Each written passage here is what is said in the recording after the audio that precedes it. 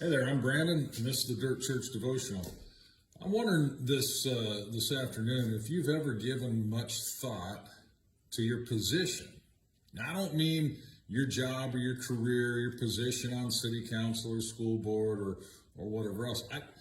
I mean literally your physical position, your place where you live. I'm thinking about this because as Joshua was bringing the Israelites he brought them across the Jordan River into the promised land, and they were divvying up the property of the land according to what Moses had told them and according to what the Lord had directed. The tribe of Levi didn't get any land. They didn't get their own place. They had to be dispersed amongst the other 11 tribes.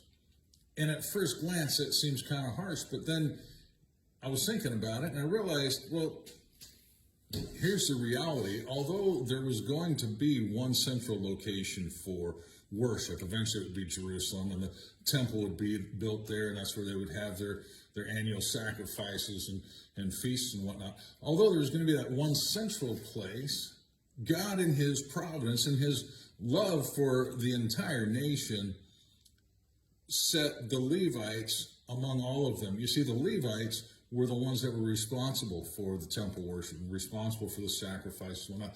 The Levites in the Old Testament, they represented the presence of God to the nation. And God, although, as I said, was going to have one central place for the feasts and festivals, he wanted his presence to be known among all of Israel, everywhere. So let's fast forward back to 2023, back to my question to you. Have you considered your position? You know, the Bible tells us in the book of Acts that God has determined the exact times and places where men must live.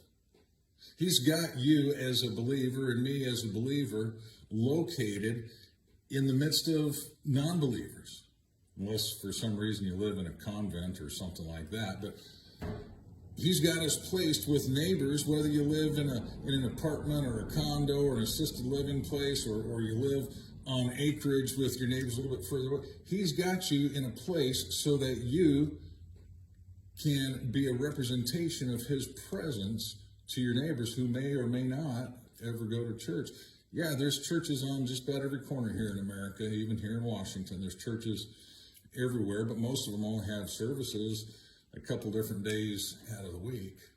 But see, you at home every day are a representation of his presence. And by the way, he wants you to be a good representation. So think about that as you're at home in your most comfortable place, the place where you feel the most like yourself. Consider that there's eyes on you, they're watching, and God intended it that you might represent his presence in a dark world. All right, chew on that. We'll talk to you next time.